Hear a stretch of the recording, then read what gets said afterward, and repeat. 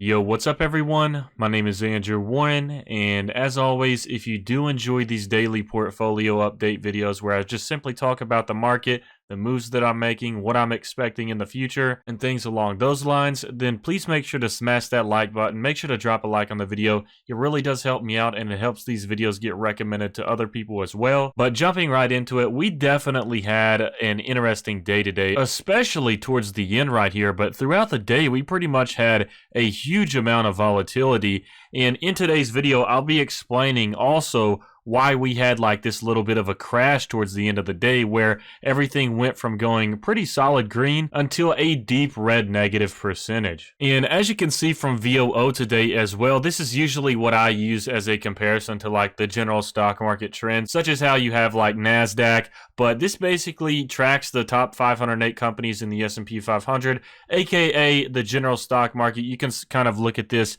and view it as what the stock market did today and how it performed. That's honestly how I use the comparison, and it works pretty well.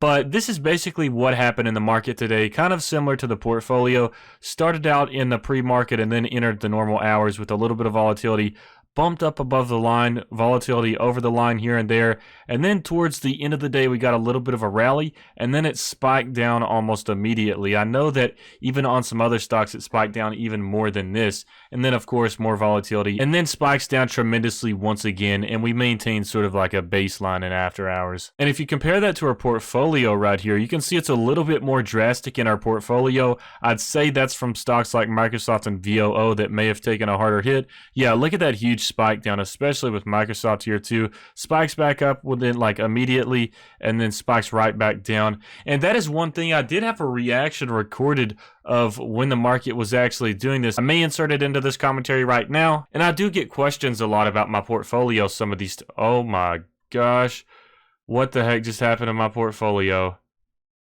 Everything just dropped negative immediately. What just happened?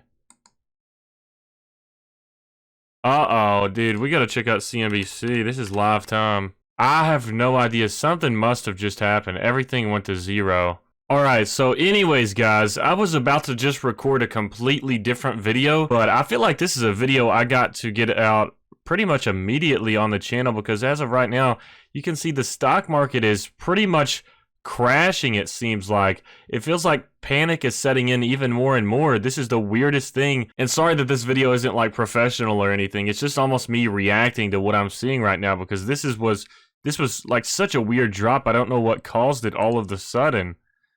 There has to be a reason it dropped this much. But it was kind of cool to just react live time to what the market was doing because it was acting pretty much normal and we were in the green, and all of a sudden my portfolio spikes down like way into the negative immediately, it feels like. And I thought that we were about to see like a huge end of day stock market crash. I was thinking like down 3 to 4% maybe, with all of the people panicking and sort of having like a snowball effect of people panicking and worrying about the stock market, so they sell their shares as well, and that just repeats the pattern over and over. So I thought it was going to be worse than what we actually saw right here, just considering that it had spiked immediately, like a drastic move, as you can see right here. Not just some slow steps down, it just dropped randomly all of a sudden. And a lot of the reasoning for that has to do with the fact that you have to keep in mind, I believe that Monday is Memorial Day, so there's no stock market activity on Monday. Therefore, normally people are already a little bit fearful at the end of the day in the last hours on a Friday, just because of the fact that they realize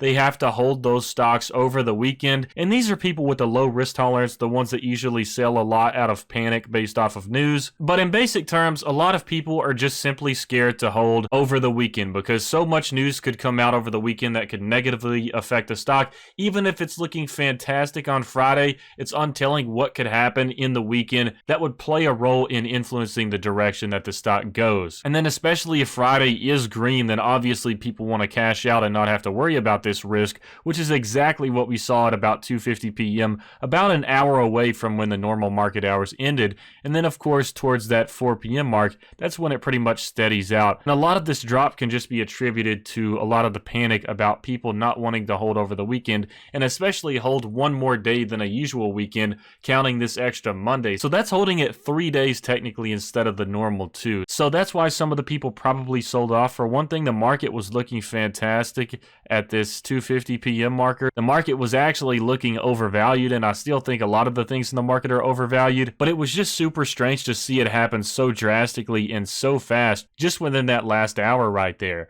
But anyways, jumping onto our breakdown of our portfolio, including the gains and losses for today. Sadly, all losses for today since we don't have any free stocks anymore. But as you can see, we already broke down this chart for VOO. I think VOO is an excellent long-term stock, and I think it's still an opportunity to purchase it at a lower point than its recent peak, which is always good, considering a lot of companies and stocks out here have already recovered to past the point of their previous peak. So you're getting it basically like half the percentage of what it was at. So I would say VOO is undervalued, but there are also a lot of other stocks out there that are overvalued right now. And then some of them are at like the perfect price point that I'm still purchasing at. I think Microsoft's still a little bit undervalued.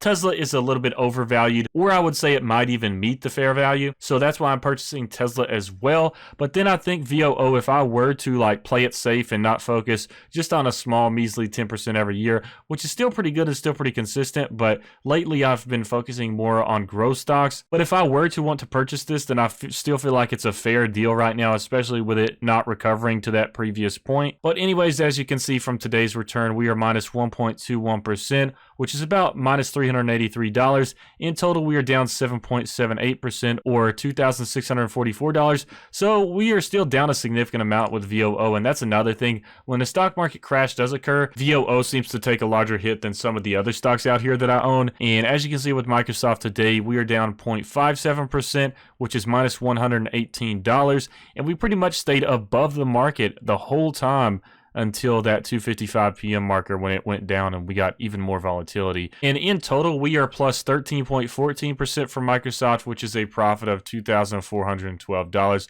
I'll take that any day for sure. Then next up, we have Apple, which is down 48% today, I believe. Yeah, minus $63. And in total, we are in the positive at plus 9.62%, or plus $1,154. So pretty solid on that as well, considering our investments in the recent crash lately.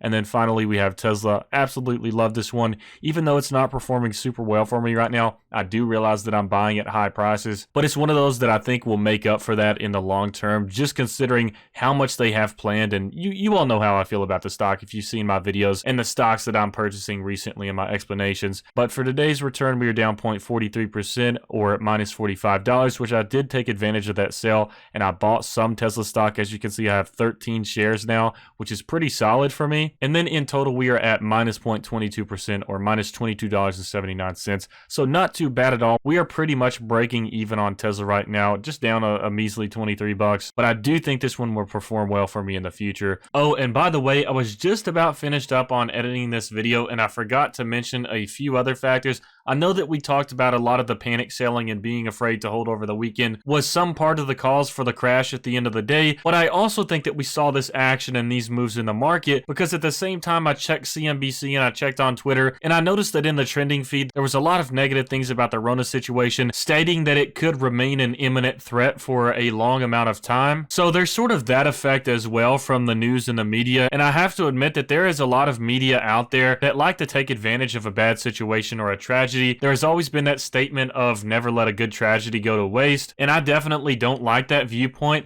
However, there is going to be a lot of fear-mongering around the Rona situation. As a person with a public health bachelor's degree, I agree in everything that we've done so far, like with the lockdown. I think the lockdown is necessary. I would have liked for it to continue on just a little bit farther, just to make sure we cut down on those cases. I mean, honestly, that's how they've done it with other outbreaks, such as in Africa, and then, of course, pandemics across the world as well. Isolation is a key factor in keeping people away from each other and sort of stifling out potential infections. So ideally, in my opinion, the best way to approach this and ensure that we don't have to deal with a second wave of Rona would be just to have a longer quarantine than the one that we've had already. However, I have to admit that even I would get tired of it, and eventually I think things are going to return to normal life, regardless of all of the rates and stuff and the statistics on everything, unless it starts getting so much worse than what it already was, and then we do have to enter that second lockdown.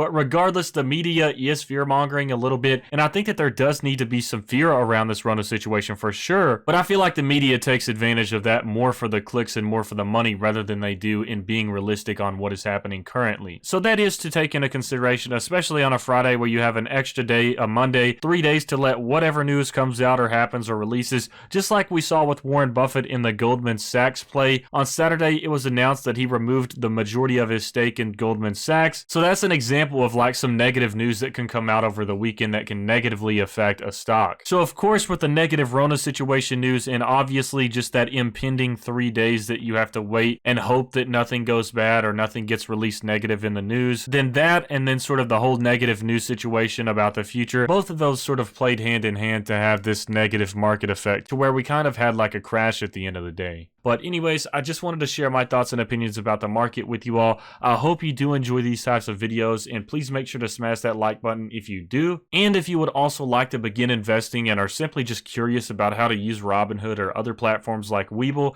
then feel free to use my referral links to Robinhood and Webull in the description below. If you sign up with those links, you'll get some free stocks, which is always pretty awesome because it's like nice passive income. But anyways, I hope you all enjoyed this video, and I hope you have a fantastic rest of your week.